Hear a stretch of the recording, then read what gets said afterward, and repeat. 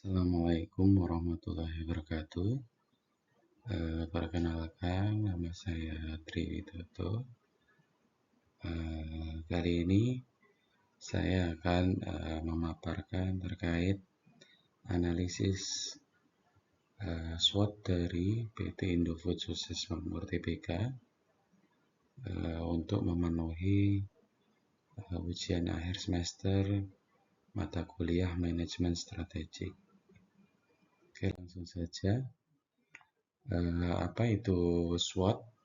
Nah, SWOT itu merupakan sebuah alat atau kerangka kerja yang digunakan untuk menganalisis posisi strategis suatu perusahaan atau organisasi dengan cara mengidentifikasi faktor internal dan faktor eksternal yang mempengaruhi keberhasilan atau kegagalannya.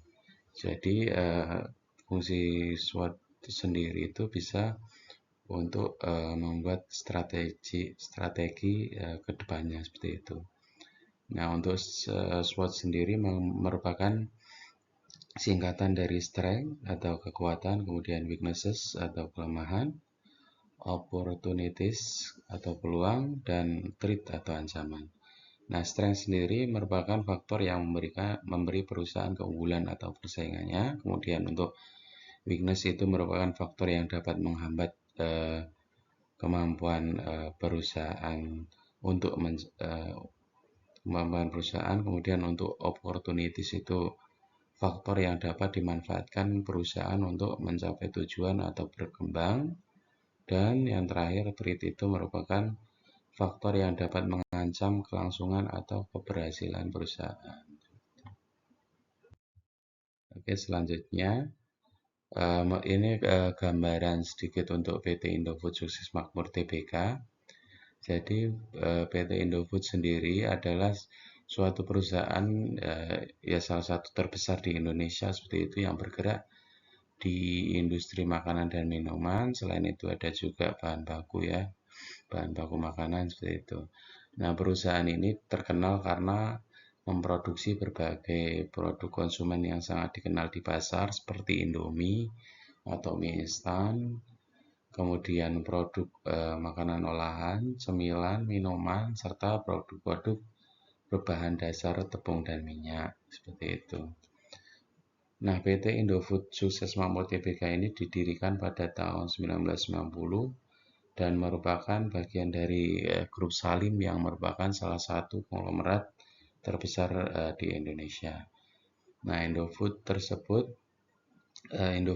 berkembang dan berinovasi dengan memperkenalkan berbagai produk makanan dan minuman yang sangat diterima oleh konsumen baik di pasar domestik maupun internasional.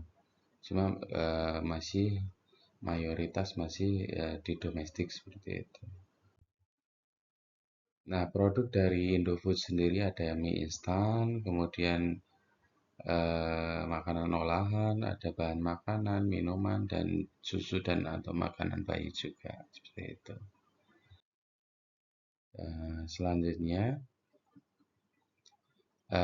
untuk strength sendiri, yang pertama analisis untuk strength atau kekuatan ya.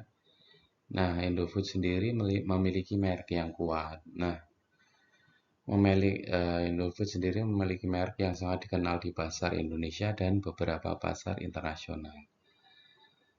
Kemudian memiliki portofolio disertifikasi produknya ya, jadi memiliki produk yang sangat beragam dan itu memberikan daya tarik yang baik terhadap fluktuasi pasar. Artinya misal dengan adanya banyaknya produk seperti itu, jadi banyak pilihan yang dapat dipilih oleh konsumen seperti itu. Kemudian jaringan distribusi yang luas.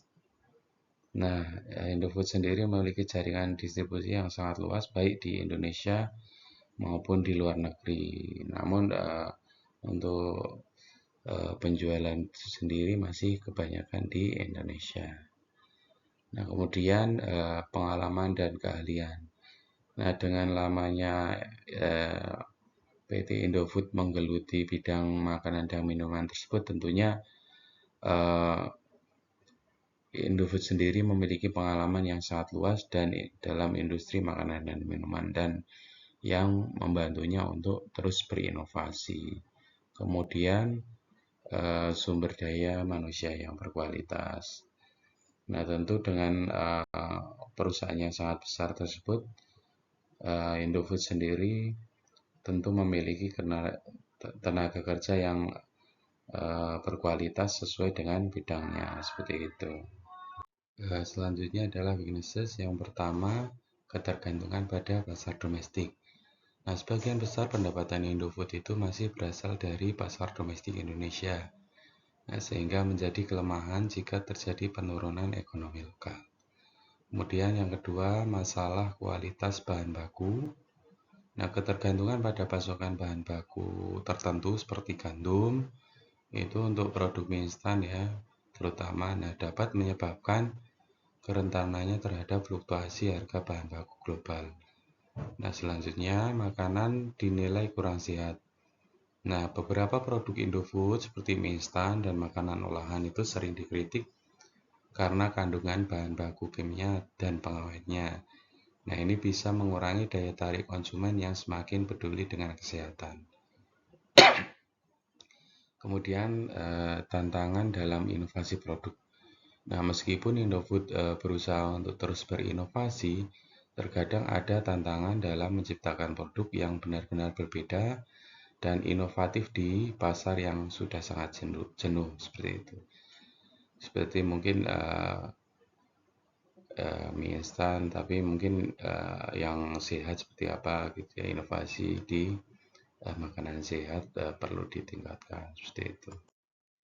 Kemudian selanjutnya yaitu opportunity ataupun kesempatan seperti itu ya.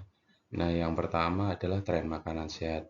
Nah, dengan semakin meningkatnya permintaan konsumen terhadap produk makanan sehat, nah ini akan dapat menjadi kesempatan bagi Indofood untuk dapat mengembangkan lebih banyak produk makanan sehat dan bergizi.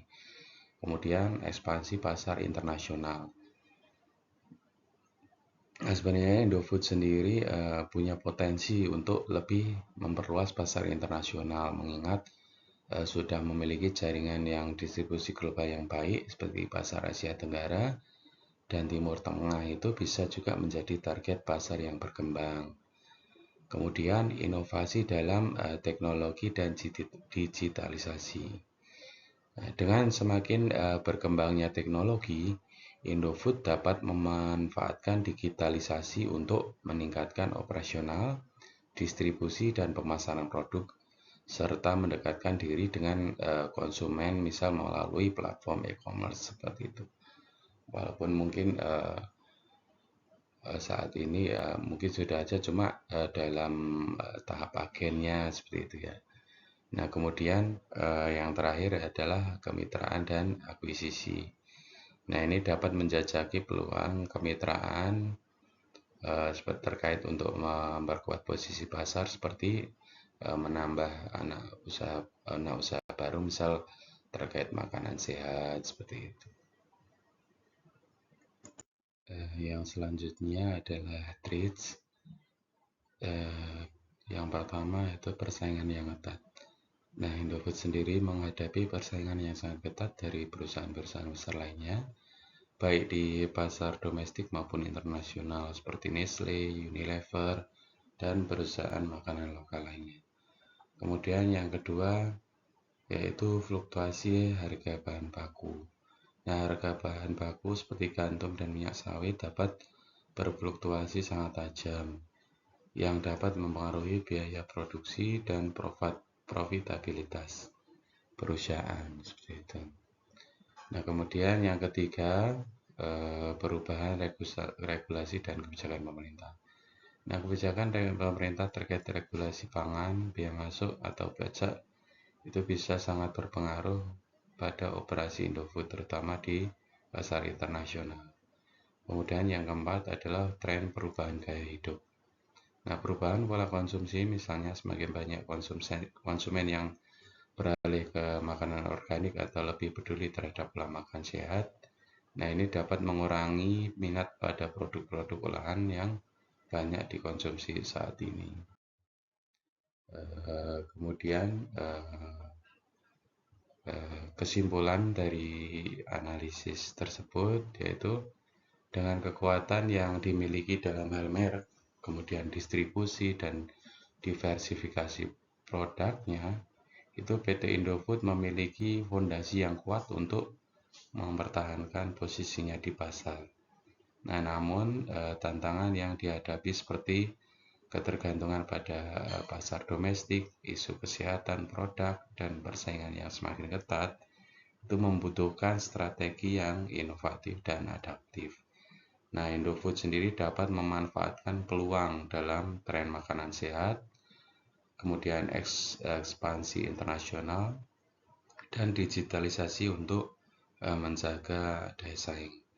Nah, sementara itu perlu perhatian ekstra terhadap ancaman eksternal dan juga fluktuasi harga bahan baku dan perubahan regulasi yang dapat mengancam keberlangsungan operasional seperti itu.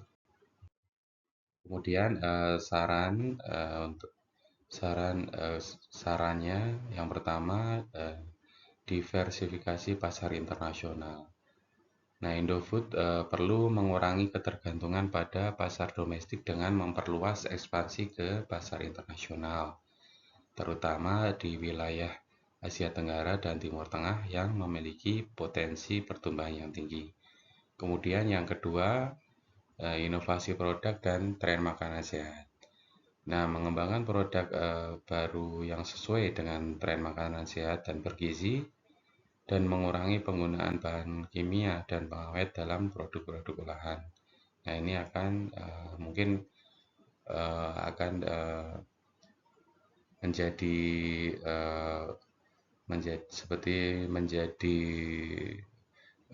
produk baru seperti itu ya untuk makanan sehat. Jadi konsumen lebih tertarik seperti itu. Kemudian untuk yang ketiga, manajemen resiko bahan baku.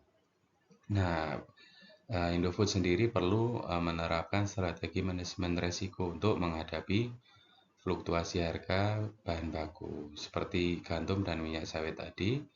Nah, ini dapat dilakukan dengan diversifikasi sumber bahan baku dengan mungkin mempertimbangkan bahan baku lain seperti itu ya, atau menggunakan kontrak jangka panjang untuk mengamankan pasokan dengan harga yang stabil.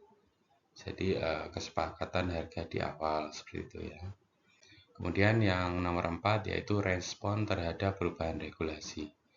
Nah, memantau dan merespon dengan cepat perubahan regulasi pemerintah itu baik di pasar domestik maupun internasional untuk memastikan kepatuhan dan mengurangi dampak negatif pada operasional perusahaan. Kemudian yang terakhir adalah kemitraan dan akuisisi strategi.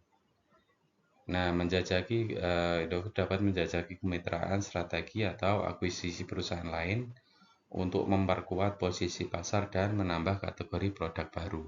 Nah, terutama tadi untuk produk-produk makanan sehat dan bergizi ya, karena untuk sekarang banyak masyarakat yang beralih ke produk makanan sehat dan bergizi seperti itu. Nah, ini untuk daftar pustakanya. Kemudian terima kasih atas kesempatan yang telah diberikan. Mohon maaf bila banyak kesalahan seperti itu. Terima kasih. Wassalamualaikum warahmatullahi wabarakatuh.